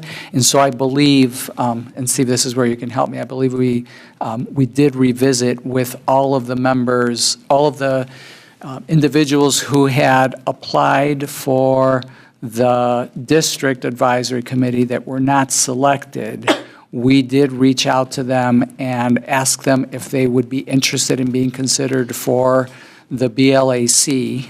Was that correct, or was it? That's correct, yes. Okay, so we do know, it's not a dead list. the wrong We have gone back to that list as recently as last month, so we know. It doesn't have any new people in it, but we know at least that those folks are sort of So we've interested essentially in gone something. through and removed anyone who said, I'm no longer interested. I guess I raise it simply because I had a member of the community reach out to me by email just recently asking about opportunities to serve on school board committees. So, there are people out there who are interested in serving. And I guess, and in this particular person's case, I think they were not literally here last January or December when we were asking. So, they were, like our sabbatical person, they were out of the country and unable to serve, so. Ms. Thompson? I just want to add a comment to that, too. As myself and Mr. Belfont and Ms. Morioni went through the list, there are some that really stood out that we were torn about amongst us. And so there were some people there that really rose to the top, but we had to cut it off somewhere. So there are people that, had we had more spaces, we probably would have added, but we were charged with X amount. And so there are some really that rose to the top from that list that we felt would be superb. So, thanks. Ms. Yuri? Thanks, Madam Chair. I actually had a question for the Appointments Committee because I remember that your process for picking out the committees has changed quite a lot in the past year. And I was wondering, for this new appointment, since it's already from a pool that you know and you plan to know, how would that change and how would you make that decision? Well, Because you already know who everyone is on the list. Well, Like, no, there's and to the no limit there. Superintendent Batana's point, when we've done the appointments, we've had the first list that came forward for the larger committee, and they made contact with those people that were not chosen, should they be interested in the LISEF, and some of those did end up being on the LISEF. And so we also had talked about the importance of having alternates. We did have an alternate for the district-wide one, and speaking with that person, they felt being an alternate, they would be investing time and not knowing whether they would be there or not. So that particular instance may be the next person that rose to the top that we would approach. But again, we'd have to have that conversation and revisit the list and look at some of the ratings that we did and why we did what we did. Ms. Morioni or Mr. Belfast, do you want to add anything to that? Ms. Morioni. I guess I definitely understand the sensitivity that Ms. Davis, Ms. Sherry are presenting to us. I think if this was a different responsibility or a different, I would understand starting from the beginning again. But since this not only has this already been a group already working together, and we just need to now add additional person in there to fill this position, that I don't really feel like to start fresh, to open it all up again. Not only do we not have a lot of time with that regard, but also it's already been moving along, and this person now, we just would need to step in at this point. I understand the concern around that, definitely. And I think in terms of working on committees and work to be done, I think we have a lot still that could be that we could reach out to the community around. So I'm hesitant to open it back up simply because of the timing, as well as because this committee has already been doing work together, and this is really just for another person to step in when, under these circumstances. So, and the responsibility hasn't changed, so that the people who have already put their names in, who've already been culled through a few times now, I think they deserve, in a sense, a chance to have that opportunity to be called upon possibly first. Ms. Davis, and then Mr. Rodriguez, and just a reminder that we're still on questions. Oh, that's okay. That was an answer to the question. I think perhaps mine piggybacks a bit on Ms. Yuri's, which was that we were seeking to have a representational and to do that somewhat blindly. And I think at this point, we have to be transparent with the public that this will not be a blind. It is blind, Lori, because in the sense of we did not have names attached to any of the information. We had the questions and the answers, and we kept it that way. So anybody that was not chosen, we did not know their names after the fact. To be an example, I have a cousin, second cousin, that said, well, how come I wasn't chosen? I thought, with you being on the school board, and I said, I didn't even know you applied. And he was one of the people that we did not choose, and not because he didn't have the expertise, but we didn't even look at the names, so I wouldn't have known that. So once we chose the people, the superintendent did not share, nor did Ms. Crocker when we were doing those, the other names. We specifically did not look at the ones that we did not choose. So they remained anonymous. So I still don't know who they are. Except for your cousin who Except for my cousin who approached you. But Which I don't know which one it not is. because you saw the list. But I still don't know which one he is of the remaining. That's right. Yes. Mr. Rodriguez. Thank you, Chair. I was hoping either that we did discuss this, or if not, I hope to queue it up. Is part of the governance that we passed for these committees to be formed, did we discuss or put anything in there about the fact that this is going to be a project that takes a long period of time, and more than likely, I know there's governance about how we're going to replace board members should our term expire, but we thought, and I know we discussed it, what happens if a community member decides to either resign or can no longer, maybe they move or no longer qualifies? I know we discussed it. I don't remember if there's something in the governance. Just what we are doing now, that the appointments committee would select somebody, but we did not specify that it would be from that, particular list. The only thing that we did specify about that particular list was that we would tap into that when we got to the building level advisory committees, which we in fact did, so we started from the list of people that had applied for the district level that did not get selected. And then we also, in that particular case, went broader and, had additional, we did another round of invitations. So, but that's as far as that governance discussion. Great. And maybe we won't discuss it today, but maybe we can queue up a process in which we do cycle opening the application process again, so we do keep a healthy, recent supply of applicants. Not necessarily when we need one, but just on a cycle. Again, because we expect this to be a project that takes many years. Any other questions? Seeing none, is there any public comment on the motion? Seeing none, any board discussion? Ms. Davis? I guess I am, I remain concerned that we're, we did talk about going back to that list for the building level committees, and we will have more building level committees to do. And I guess I would be more comfortable if we actually had language in the process that says how we're going to do this in the future. I'm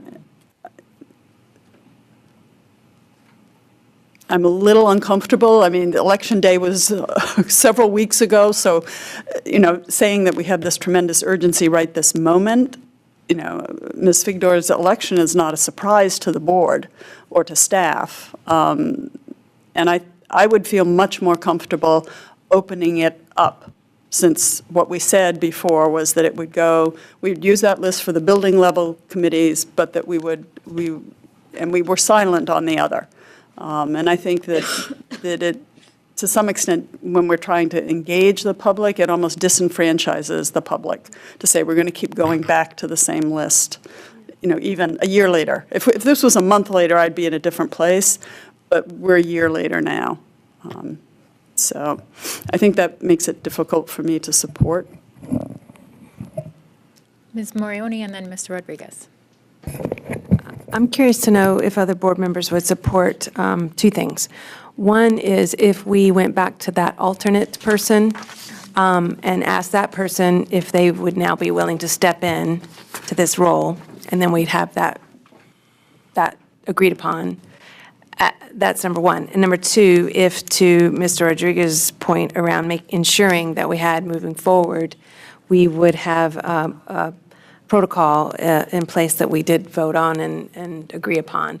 But right now, for this specific one, I personally would like to see us go back to that alternate person, since we had already extended an invitation to that person as an alternate, and they were of interest, but they didn't want to be an alternate. They wanted to be on the committee.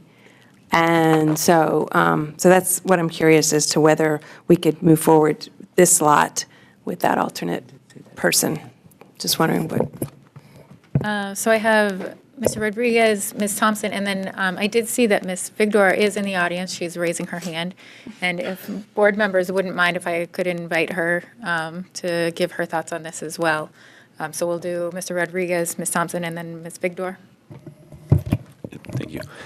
So I just wanted to speak a little bit of my rationale for kind of the whole switcheroo. So like Superintendent mentioned, if the vote on the December 3rd ceremony turns that I'm elected chair of the board, I did plan to vacate the District Advisory Committee co-chair position. I wanted to first clear up, and the memo is a little bit unclear, but if we do decide to have Ms. Figdor replace me, she wouldn't be replacing the co-chair position. She would just be the third board member. Then, like Superintendent said, the chair would then have to appoint a new co-chair from the 3 board members that will be there. So my rationale, first of all, we hope to have that replacement for the community member by the time that they meet again, which is on the 13th. So I guess that was more of the time crunch. And the way that the number of meetings that we had between now and then to allow the first and second read sort of kind of made the crunch happen, regardless of whether or not we knew back in November 6th. So, and it was untimely. And then, of course, the caucus vote for chair was kind of like the impetus to it also, and that didn't happen until much later. So it really did all happen quickly. A big part of my wanting to allow Ms. Figger to remain in that committee was based on the conversation that this board had when we initially voted to include her as a community member. There was a strong sense that the work and knowledge that she had gained advocating for the 4-school bond, and how much she had through so many years been, the leading voice in many ways for this. We wanted to recognize that, and then we saw the value in her participating in those meetings. And so that obviously is not lost. So for her to continue in that committee, to me, felt needed to be recognized. And so having her shift over was a big part of my thinking. Roberta, that's not the motion. To move it to the appointments committee. Right, and so, and I'm getting to that. You know me, I'm not, Well, you it's went- never going to take me less. Discussion tonight. So then the reason that I felt like it could be done was specifically, I was going to get there, Sarah, was specifically because of how good the process that the appointments committee had in the last few times that they've had to fill these committees. They've had a really concrete way to go through it. I personally question whether or not it could really be labeled a name blind process, simply because the information that these applicants are putting in their descriptions sometimes make it quite easy to identify who the people are. It is, however, we're not considering the names that are blocked out, but it's just, these are public documents. I think that any constituent that puts their hand over the names and reads the descriptions can maybe identify a handful of people. But what we are doing, though, is having a collaborative effort with each member of the appointments committee independently goes through a name blind process, selects a number of people, they then bring their names together, and collaboratively they decide what qualities from the applications make those applicants good choices. So the process that the appointments committee has put in place made me confident that they could select a replacement for that community member position in due time. So again, that's why I felt like it was appropriate to bring it, even though the timeline was crunched. Thank you. Ms. Thompson and then Ms. Victor. I'm just sorry, trying to bring you back into what the discussion was around the, just moving it to the appointments, that's all. I didn't want to talk about names. But I guess I would, to Ms. Morione's point, and I checked with Mr. Balfons, we did have somebody named as an alternate. We did approach that person about being an alternate, and they really wanted to be engaged deeply, but they felt as though being an alternate was too, not fluffy, but, kind of, did they really have any responsibility? And they wanted to concentrate and be in the work opposed to just showing up eventually. So now if we get this person, the alternate, diving in, they're not going to be so far out in the sense of trying to catch up even more later. This particular person, the alternate, was highly regarded, and we wanted, when we got their name, we had a hard time at the end because they were super, super people that we chose, I believe. But anyway, but the descriptions and the comments that some of the other candidates had put forward made it really challenging, I think. So it was, you could tell it was a high caliber group of people, but I'm very comfortable with the alternate. I'm not sure, I think we had it on a document at one time, so I don't know where we can go with that. And I will point out that a couple things. First, the motion that you're dealing with is really just to charge the appointments committee. It's not to change the process that the appointments committee, but, obviously the discussion is about that process. That individual is, to Ms. Davis's original concern about the list is, somewhat potentially stale. That is somebody that was introduced into that list as part of the, sort of the call for applicants for the LICEF BLAC. So that was what that person was designated to be an alternate for, was the LICEF BLAC. So it's a fresh name, and She was the original master list for the district. She was not for the LICEF. She did not put her name forward for LICEF because she had done the district and she was interested on the district. So her name was on the district side. She was the alternate for the district, not so LICEF. this is an alternate from back in May of last year? Yes. Okay. Yep. Then And when we're I called the thinking of a person we were different putting in the person. letter forward, they said, thanks, but, and they actually got a letter that they brought to our attention saying that they were not chosen, and they let me know saying, I was chosen. So the letter should have said, thank you for, putting your application forward. We chose you as an alternate, but you know. So that was the first round. We had so many back-to-back. We had those back-to-back, it seemed like anyway. But, Write it down for me, because I think you're wrong. I could be wrong. You could prove me wrong, That's but I for- don't that's believe for so. the commission. That was for the commission. The Facilities Commission? Yeah. I think that's- That was for the Facilities Commission. So we're merging things here now. Yes. There's a lot of Okey-dokey. appointing. Okay. I'm I'm sorry, we had so many back-to-back that, so the superintendent is correct that that was for a different committee, so I apologize. I will Please give- make a note of that. That will be reflected in the minutes. You are correct. Thank you very much. Ms. Figdor. Thank you, and thank you for the opportunity to say something. I didn't think I had anything to add during the public comment section, but in the conversation about the alternate, I just wanted to remind folks that I was a member of the community representing the Reiki catchment area. We have representatives on the building committee who come from all four school communities as well as elsewhere in the city. There won't be, once I move into a different, hopefully into a different role on the committee, there won't be anyone else from the community who's from the Reiki catchment area.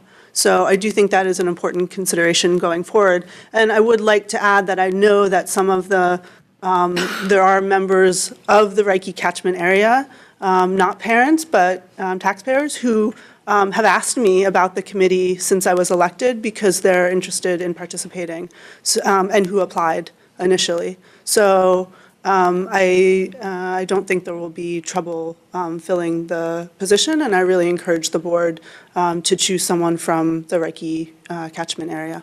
Thank you. Mr. Rodriguez. I was just going to double down on the superintendent's comment that I think out of respect for the work of the committee and the chair of the committee, we really want to leave it up to them to decide the process. And then when it comes up referred to the board, then maybe we can question or maybe not support what is recommended. But we do want to respect the work of the committee and allow them to designate the process they feel is necessary. Ms. Thompson. I'm glad he said that because we've distinctly removed any. Minutes. Oh, 2 for 2. Because of some committee back along, I don't even know what it is anymore. It was brought up that we had color-coded and there was a concern about the process in which, and so we removed any kind of connection of addresses or where the people were. I think that we take heed of what the suggestions are from everybody, but at the same time, that was part of our original process that we kind of said we're not going to do that again because it made it a little bit, not tainted, but you knew, when we first did it, if you recall, we had color-coded by school and by this and that, and we did away with that so that we completely went in not knowing what school people are associated with or their address, but we look solely at the answers to the questions and what they bring to the table. So I just want to clarify that, that's all. Ms. York. Thank you. Also to note, I completely understand Ms. Figdor's reservations about the shifting community members and the areas of the schools. However, she's also not going to stop being from Reiki as a board member. So she can still definitely represent that community as she has been doing for many years. So I don't think there's too much need for worry. Any other discussion? Well, I'll just chime in to say I agree with the last sentiment that Mr. Rodriguez shared, where, I mean, the only thing that we outlined in the original resolution was that it was the Appointments Committee's job to recommend something to the board, and so I'm comfortable in following that process. Personally, I don't have strong feelings one way or the other about, if we were to kind of let the vacancy sit for a little while and open it up, or whether there is urgency to have somebody fill that position. We may want to think about whether we want to add something going forward to the process of how we do this so that we don't get caught up in this again and again. But I'm comfortable taking the recommendations of the Appointments Committee. Ms. Davis? Yeah, I think I am at this point as well, and Mr. Rodriguez's point about the timing of things, that you're right, the election was there, but then there were a bunch of other things that intervened during this month, which does create a sense of urgency. I think that probably what does make sense is, as Ms. Trevorrow said, for us to figure out a way in the future, given that this may go on, it will go on for a number of years, to have a way to, not just keep going back to the same pool, but to have sort of a protocol that we follow when there's an opening, so that we think about that ahead of time. Mr. Atkinson? Is that something that we could potentially have the Appointments Committee think about as well? How to open this up, how they might go forward with, so I don't know if that would be something we want to add to this, or just sort of verbally propose that they come back with some sort of thought on that. Ms. Morioni?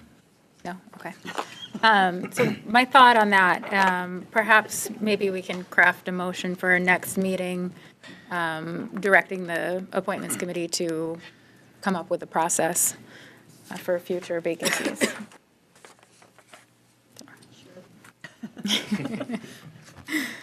Okay, any other discussion?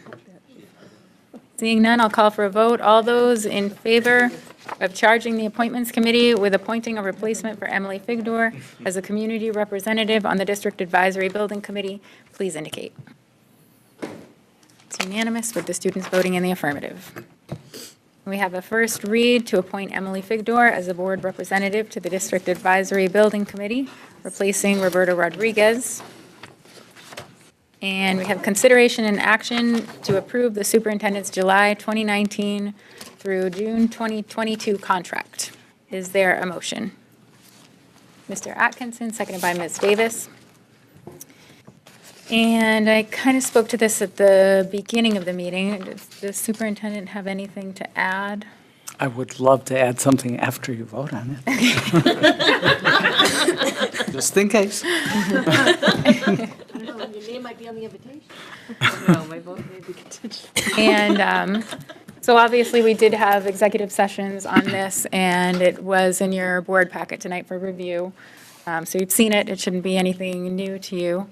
Are there any questions from the board? Seeing none. Is this a personnel item? I think this would be a personnel item. So there's no public comment. And is there any board discussion?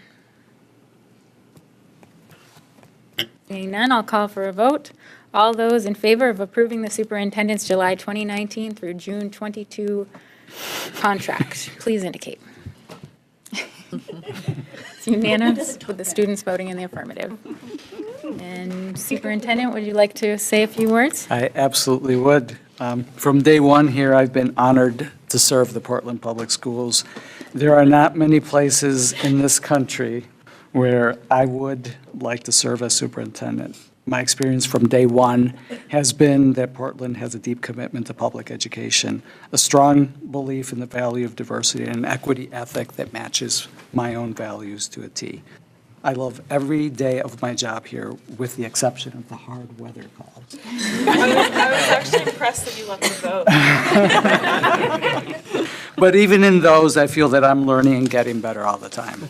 I'm grateful to the board for your feedback on my performance as it's reflected in my evaluation, and in your confidence in my ability to continue to improve as a superintendent and make contributions towards our common goals. I'm proud to accept this contract offer and look forward to continuing to work together with you to achieve the Portland Promise. So thank you very much. Thank you. Can we applaud? Yes. Yes.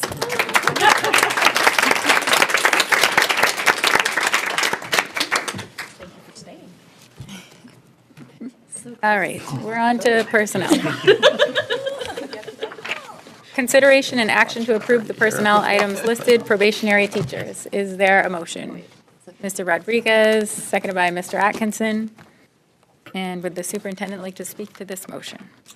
Yes, the only item on the agenda today is the appointment of a probationary teacher. This is a replacement nurse at Lyseth, a half-time nurse at Lyseth. And so this is within the budget parameters that have already been approved. Are there any questions on the motion? Seeing none, there is no public comment where it is a personnel item. Is there any board discussion? Seeing none, I'll call for a vote. All those in favor of approving the personnel items listed, probationary teachers, please indicate. Unanimous, with the students voting in the affirmative.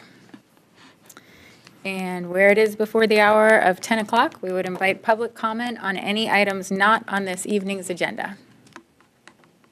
Is there any public comment? Seeing none, I'll close public comment and call for a motion for adjournment. Ms. Davis, seconded by Ms. Vendel. First if you want. All those in favor? It's unanimous, we're adjourned.